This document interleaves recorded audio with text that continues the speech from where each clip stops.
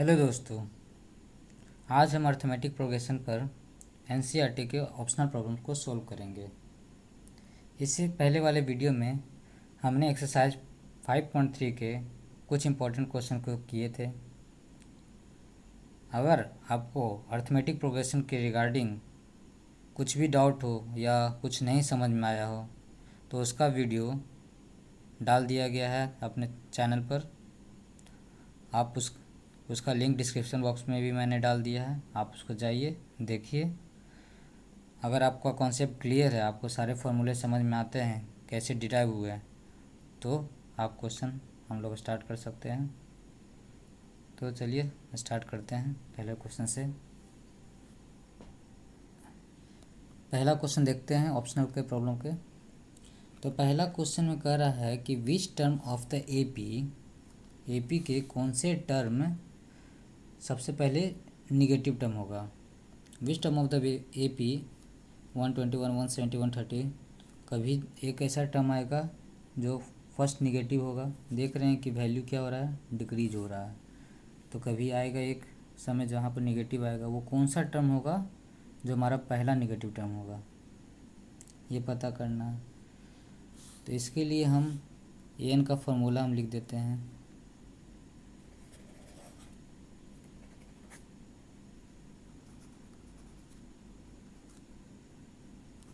ए plus N minus 1 D. तो हमको कौन सा टर्म निगेटिव है ये पता करना है। यहाँ पर हम जान रहे हैं कि ए क्या है, 121 है। डी क्या है, तो 117 माइनस 121 -4 हो गया। तो यहाँ लिख देते हैं 121 प्लस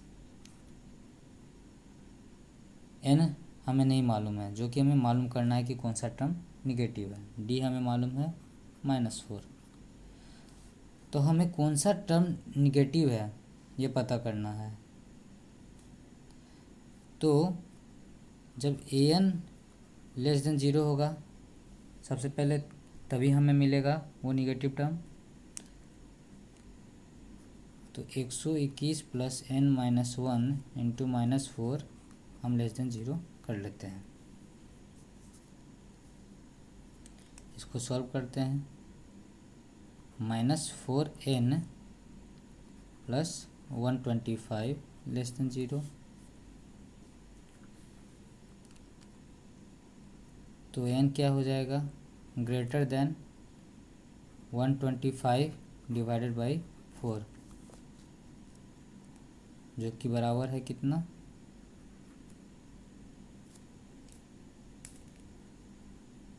31.25 के। तो n जो होगा, पहला जो n जहाँ पर हमारा फर्स्ट निगेटिव वैल्यू मिलेगा वो होगा जस्ट 31.25 से बड़ा अगला जो इंटीजर टर्म होगा, क्योंकि जो n होता है वो इंटीजर होता है पॉजिटिव। तो यहाँ पर भी पॉजिटिव एक इंटीजर होगा। तो नेक्स्ट टर्म क्या है, 31.25 के बाद नेक्स्ट क्या आएगा, 32। तो हमारा 32nd टर्म जो होगा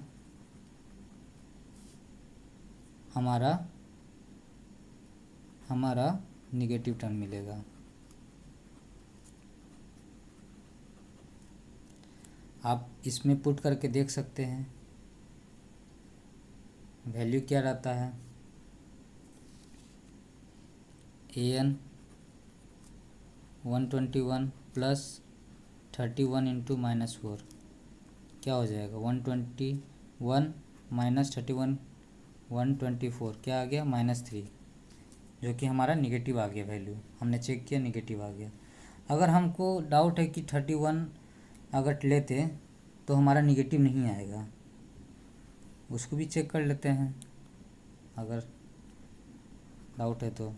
121 प्लस 30 हो जाएगा ये, इंटू -4, तो क्या हो जाएगा, n आ जाएगा, यहाँ ए एन होगा।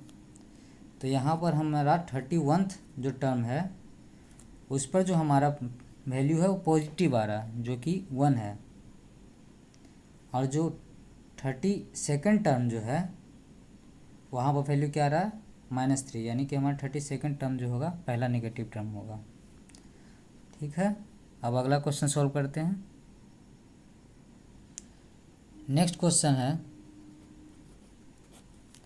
The sum of third and seven terms of an AP is 6। तो तीसरे और सेवन टर्म का जो सम है 6 होगा और उसका प्रोडक्ट क्या होगा 8 होगा।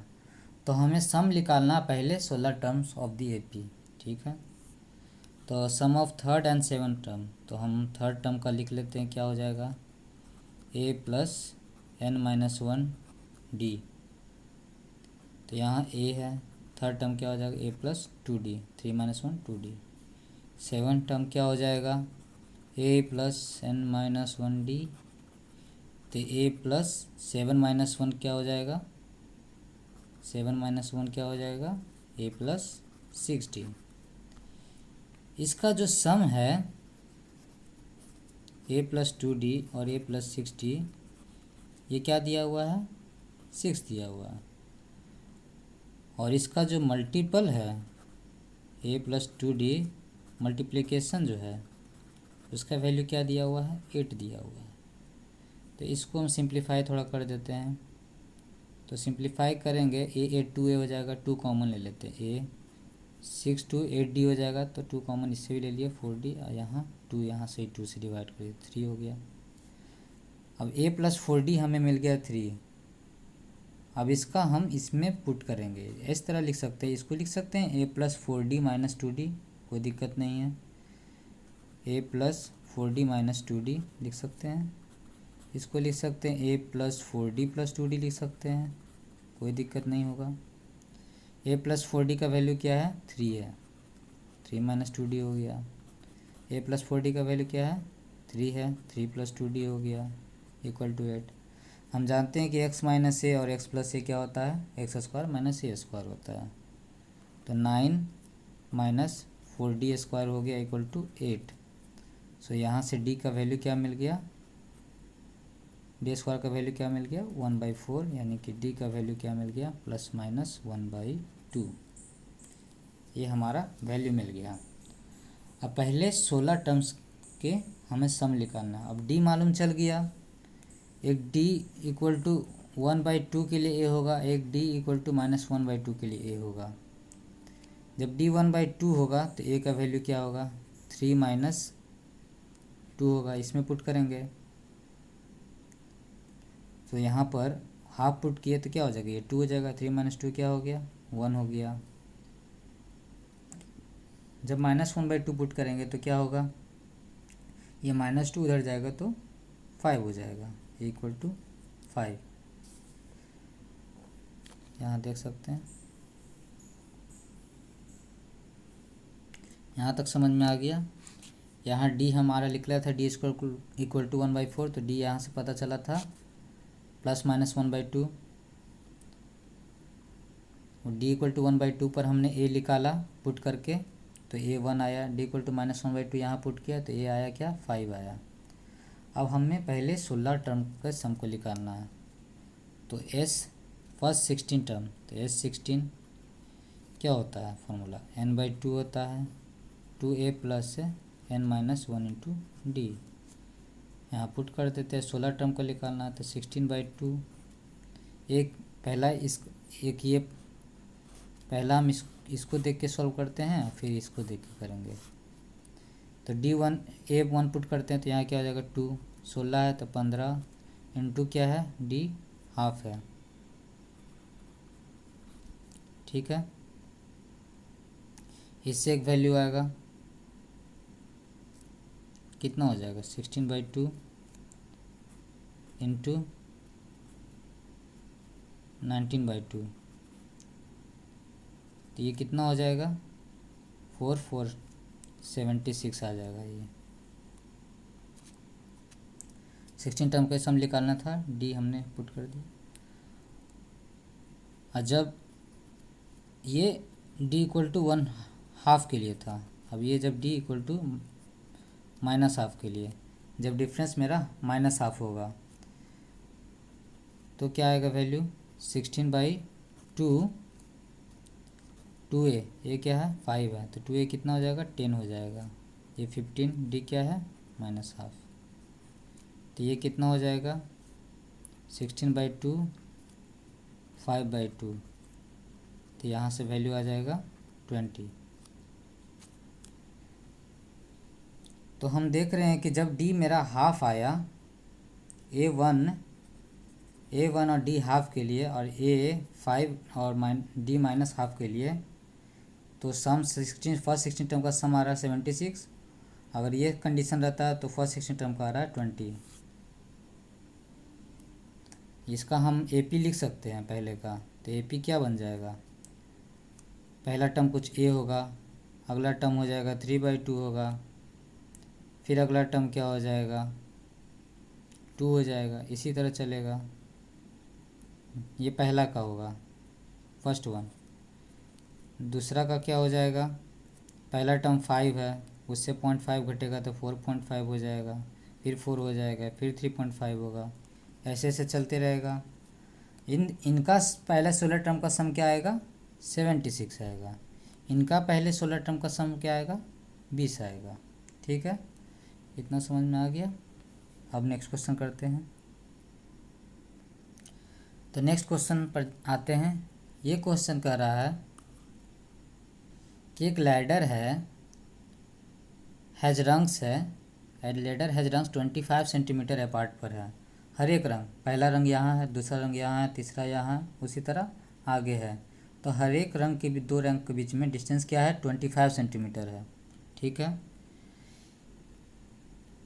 और जो मेरा रंग का साइज है, लेंथ है, वो घट रहा है 45 सेंटीमीटर से, फिर कुछ कम होगा, फिर कुछ कम होगा, और आखिरी में 25 सेंटीमीटर पर हो जाएगा।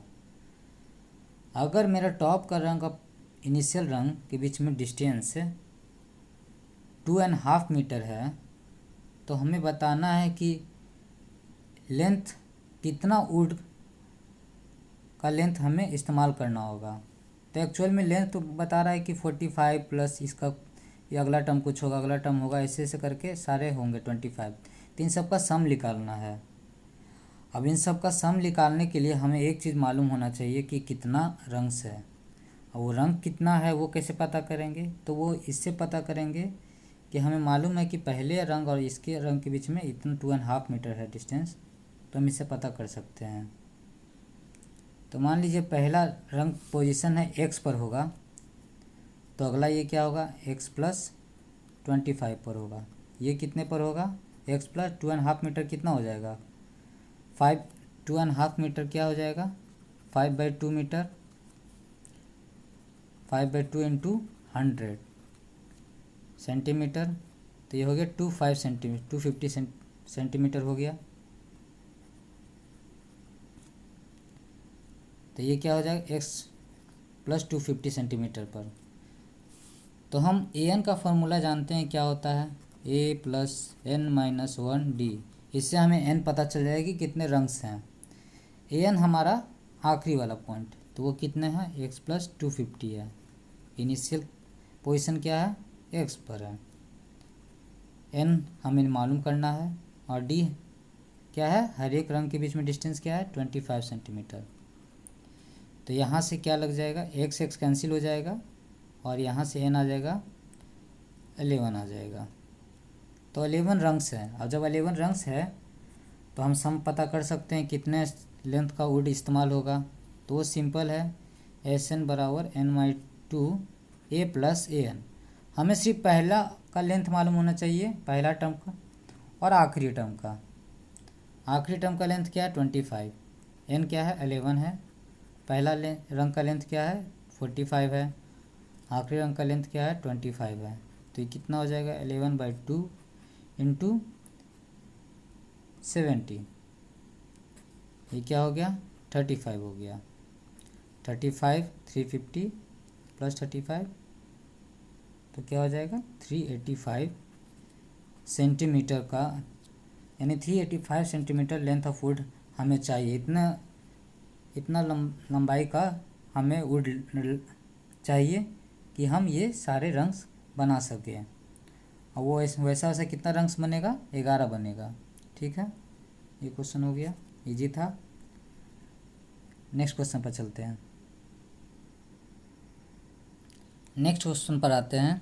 इस क्वेश्चन में कह रहा है कि the house of a row are numbered consecutively from 1 to 49। ये हाउस हो गया पहला नंबर, फिर एक और हाउस हो गया दूसरा नंबर, इसी तरह एक हाउस होगा और फिर आखिरी हाउस जो होगा 49 पर नंबर पर होगा। तो हमें क्या करना है, तो बोल रहा है कि शो करना, so that there is a value of x, there is a value of x such that the sum of the numbers of the house preceding the house number x. मान लीजिए कोई हाउस नंबर का x number का है, तो बोला x number से पहले वाले जितने हाउस हैं इनका सम और एक्स नंबर के बाद वाले हाउस का जितना सम, इन दोनों का सम बराबर होगा तो एक्स का वैल्यू क्या होगा। यहाँ लिखा है such that sum of the numbers of the house preceding the house number X is equal to the sum of the number of the house following it, तो find the value of x.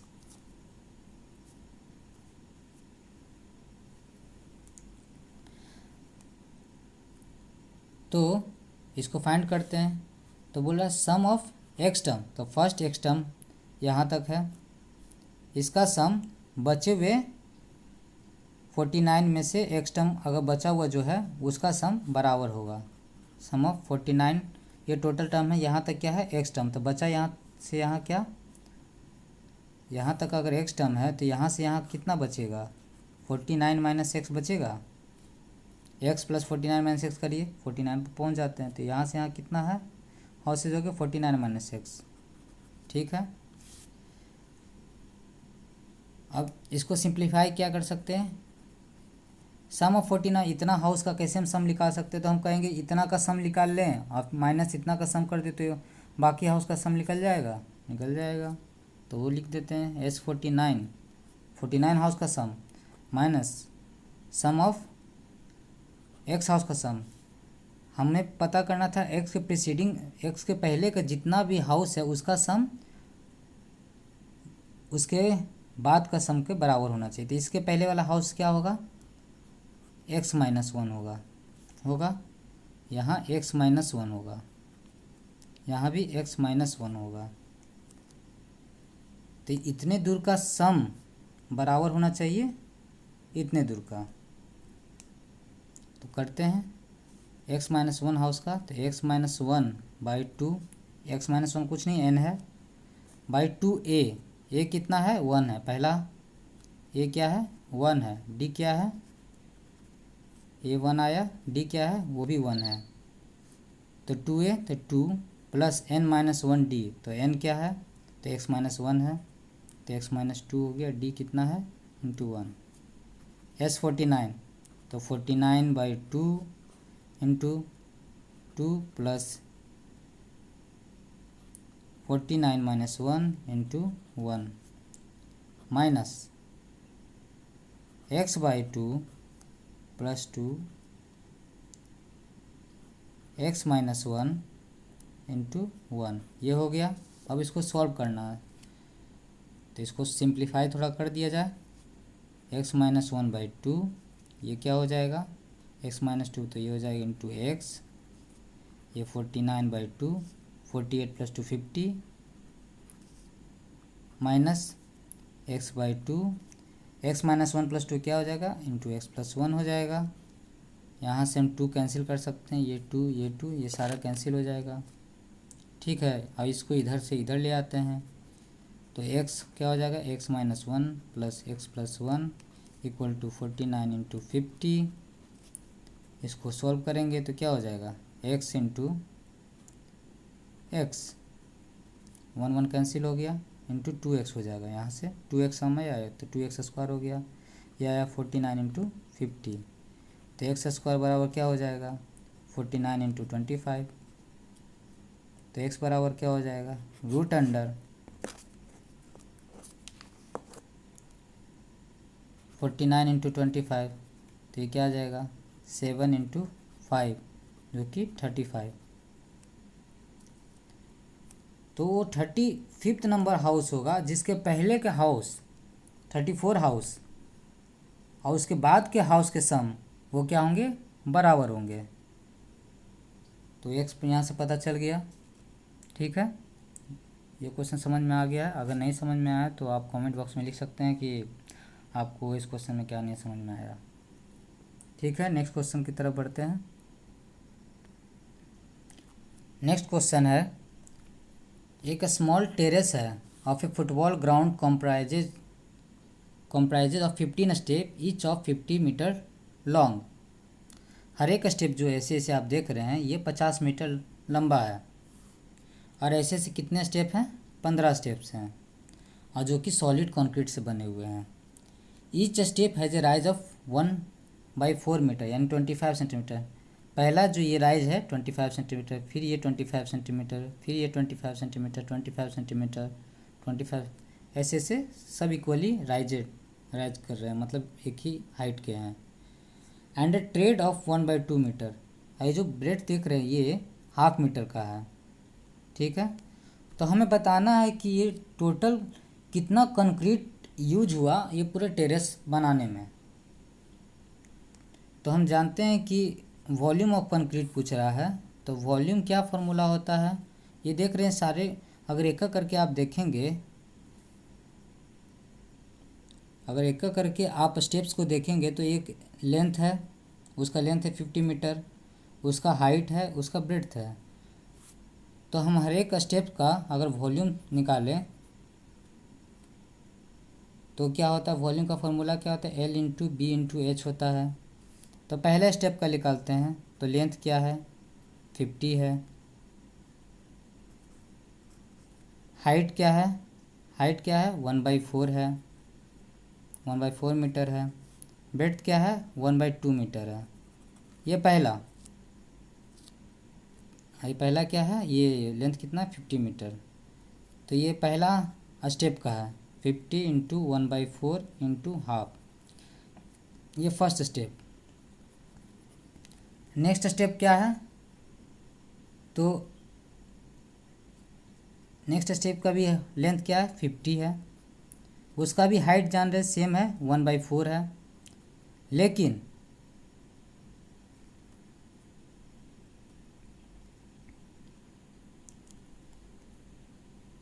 अब यहाँ से यहाँ तक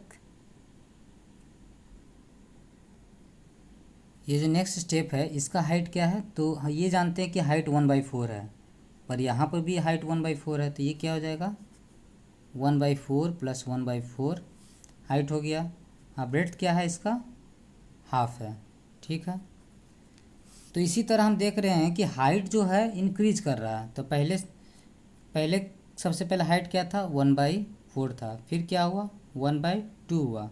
ऐसे ऐसे करके कितने स्टेप्स हैं, 15 स्टेप्स हैं।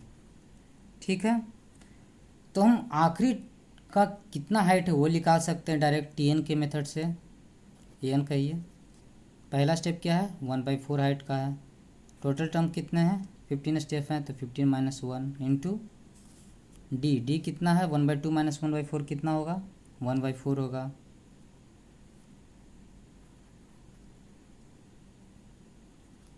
तो AN क्या आ गया, 15/4 आ गया।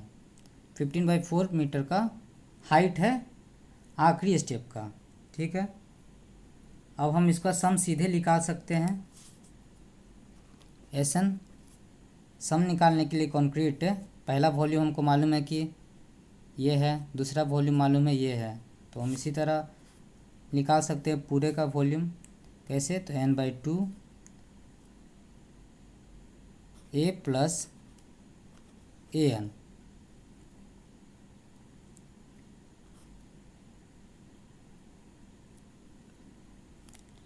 पहला टर्म क्या है, N कितना है, टोटल स्टेप 15 है, /2।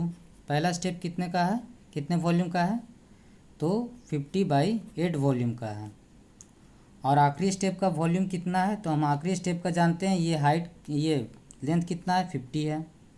ठीक है, लेंथ 50 है, और विड्थ कितना है, हाफ है, और हाइट हमने क्या निकाला, 15/4, ये हाइट कितना निकला 15/4। ठीक है, अब इसको कैलकुलेट कर लीजिए, क्या हो जाएगा 15/2 50/8 प्लस 50/8 इंटू 15। तो 50/8 हम कॉमन ले सकते हैं, तो 15/2 इंटू 50/8 इंटू 16, तो 8 2 16 कट जाएगा। फाइनली क्या आ जाएगा 750 मीटर क्यूब का हमें ये पूरा टेरेस बनाने में लगा कंक्रीट। एक बार फिर से मैं प्रॉब्लम रिपीट कर देता हूँ क्या हुआ इस प्रॉब्लम में।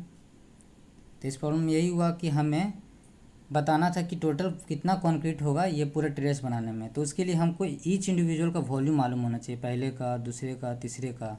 तो हमें सम निकालने के लिए पहले स्टेप का अगर वॉल्यूम मालूम है, हमें मालूम है, और आखिरी स्टेप का भी वॉल्यूम मालूम है, अगर इसका लेंथ ब्रेड्थ हाइट मालूम था पहले स्टेप का, और आखिरी का भी हमने हाइट निकाल लिया, लेंथ मालूम था, विड्थ ब्रेड्थ मालूम था, तो आखिरी स्टेप का भी वॉल्यूम मालूम हो गया हमें कितना है। तो हम सम सिंपली ढंग से निकाल सकते हैं, मालूम भी है कितना स्टेप का है, तो हम सिंपली ढंग से कैसे निकाल दिए, तो ये फार्मूला यूज़ करके n कितना था 15 था, ये पहले स्टेप का कितना वॉल्यूम ऑफ कंक्रीट यूज हुआ, तो 50/8 यूज हुआ यहाँ से, 50 इंटू 1/4 1/2। दूसरे आखिरी स्टेप का कितना वॉल्यूम है, तो 50 लेंथ था, ये हाफ था, और ये हाइट हमने कितना निकाला यहाँ से 15/4 निकाला। तो ये पुट किया, इसको सॉल्व किया, तो आया क्या 750 मीटर क्यूब का वॉल्यूम। तो यहाँ लिख देते हैं volume of concrete used 750 metre cube. तो हमने ऑप्शनल के ये 5 प्रॉब्लम थे जो कि हमने डिस्कस कर लिए हैं। तो आपको इस ऑप्शनल प्रॉब्लम जितना भी मैंने कराया है या अर्थमेटिक प्रोग्रेशन के टॉपिक पर कोई भी डाउट हो तो आप कमेंट सेक्शन में लिख सकते हैं, उसको हम डिस्कस कर लेंगे। ठीक है, आगे मिलते हैं नया टॉपिक के साथ नेक्स्ट लेक्चर में। Thank you.